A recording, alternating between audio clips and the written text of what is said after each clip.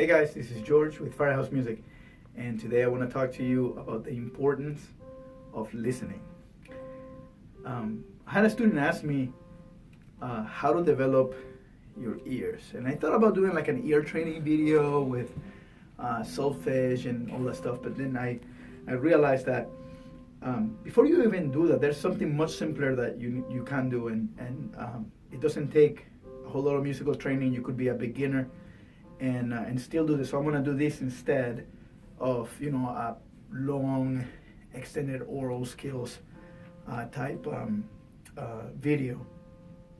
And even though that helps, like sight singing and all that stuff, it's great. It's probably one of the best things that you can do for your ears. If you can do it in your local college and take just some basic solfege and oral skills class, I strongly recommend it, because it's, even if you're not a music major or anything like that, go ahead and take it, because it's one of the best things you can do for your ears.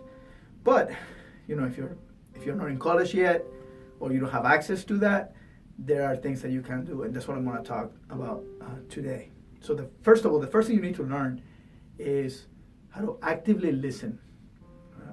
We listen passively a lot, and this is true in everything from conversations and everything else. We don't focus on what we're listening, but we're actually listening to everything. I have the opposite problem. I hyper focus, so I have a very hard time multitasking. It's a bit of a joke around here. The guys here make fun of me because if I'm doing one thing, I can't do anything else. I'm terrible at multitasking. I'll be the first one to admit it.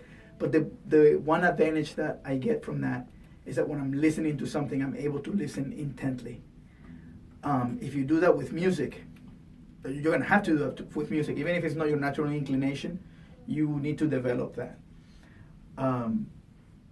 Like, if I'm listening to a song, I can listen to the music and have no idea what the lyrics are, because I'm so focused on the music. Even if I'm listening to the vocal melody, I'm not paying attention to the words, because they're irrelevant if I'm doing a musical analysis. And I do that a lot with my students here. Like, they bring me a song that I haven't heard before, and they ask me to teach it to them, so I have to very quickly figure it out. Yeah. But enough of that. So the thing I'm talking about is you need to listen to what you're playing. And I have a guitar because I play the guitar, but you could do this with anything. Initially, think of the different sounds as colors, right? So first, you want to differentiate between the big contrasting sounds. That would be like your primary colors, right? So that'd be like your major chords, right? Let's take major 7 just to make things a little bit easier. So here, major 7, that's a full major 7 chord, right? Minor, or minor 7, and your dominant 7.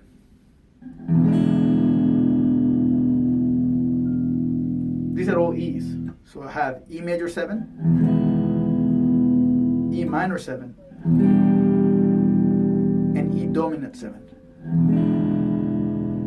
Those are the 3 primary colors in music: major, minor, and dominant. There are other colors, of course, just like in art, you have secondary colors. And I'm not an art teacher, I'm not qualified to talk about that.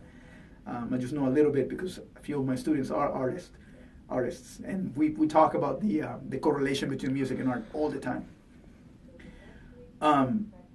But yeah, so what you want to do is pay attention and listen to what you're playing. You can do the same thing with a C. You can have a C major chord, C major 7, C minor 7. Well, there was a C minor 11. Don't play the first string. There it is. C minor 7 and C dominant 7. Those are 3 different sounds. So try to differentiate between them. So what I would do is, when you're playing them, sometimes you can fool yourself into thinking that you're listening, but you're really just paying attention to the shapes that your hands are playing. You've memorized the shape. You've done a good job practicing it. You know that this is a C major 7 because that's what your hand is doing. But a way to kind of get away from that is you can pull out your phone and record just randomly chords. And maybe in the beginning, you need like the two most contrasting ones, let's say major and minor, right? Maybe you don't know seventh chords, and all you know is major and minor chords. You know, like G major, right, and G minor. Okay? And you're trying to contrast between those two. That's fine. Just do that. Record a string of chords, just enough to where you can't just remember what you just did. So maybe 10, 15, 20 minutes of you just playing random chords, all the chords that you know, major and minor, in different places in the neck, right? If you know bar chords, great. Use that as well. A major, B minor. And get used to listening to that quality. And what you want to do is this. You want to play the chord, right? So let's say like right now we're doing this recording, right? So I would play the chord.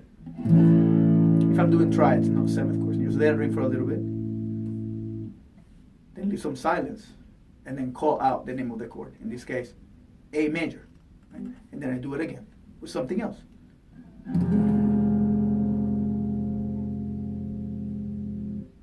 F minor. And so on. And you do that for 15 minutes, 20 minutes straight. And then go back and listen to it. And try to beat yourself or beat your voice to the answer. So you listen to the chord, right? And then you know, that's a major chord. It doesn't matter if you can't tell that that's an A or not. Perfect pitch is overrated. You don't have to worry about that. What you need is good relative pitch. And that starts with you being able to identify the different musical structures. So right now we're just looking at chords. But later, once you're able to do that with the big contrast in major and minor, now you can add an additional color. So you do the dominant, right? So now, let's say you have your A major, B minor, G7. So now you're adding the dominant color with the palette that you're working with. You do that for a while. You continue to until you are able to identify, with pretty good accuracy. You don't have to be perfect before you move on. But if you are, say 80%, like 4 times out of 5, you are getting the right answer. That's a good indicator that you can identify those chords. Then you can move on to the more subtle changes, right? So now we're not just looking at major, minor, and dominant, but maybe we're looking at a triad, right? So A major, C major 7. See, so now that's a more subtle change because the difference between a C major chord and a C major 7 is more subtle. Right? You hear that additional note, but the overall quality of the chord is the same. You can continue to do that, and then you move on to some of the others, right? So then you begin to look at the families of chords as one big thing. So it doesn't matter whether it's a D minor 7, or a D minor 9.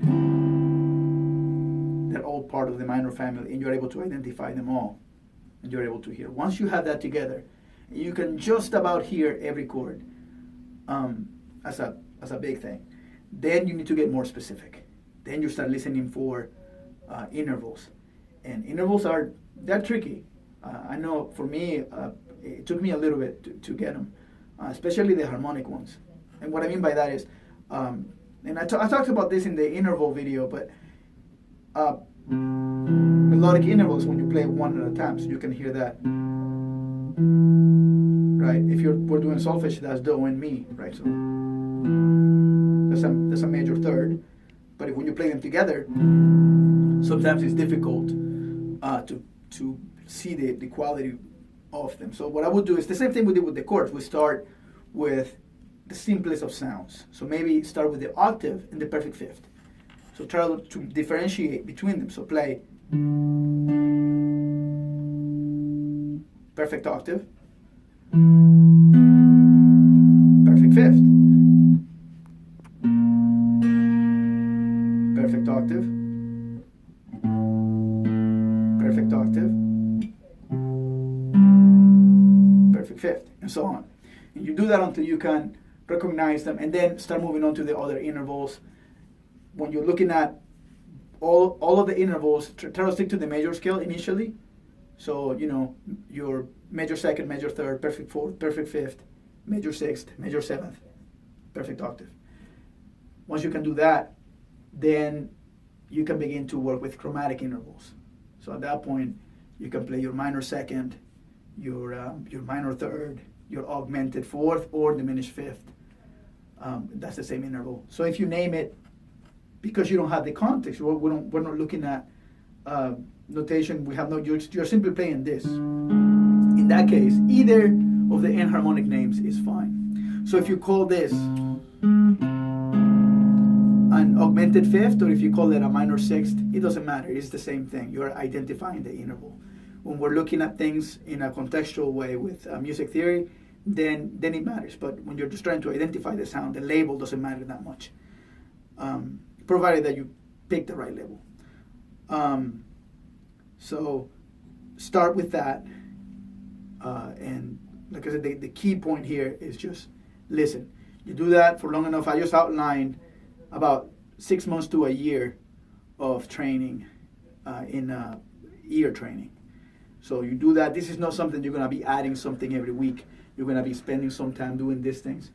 And then you're going to see a huge improvement in your ear.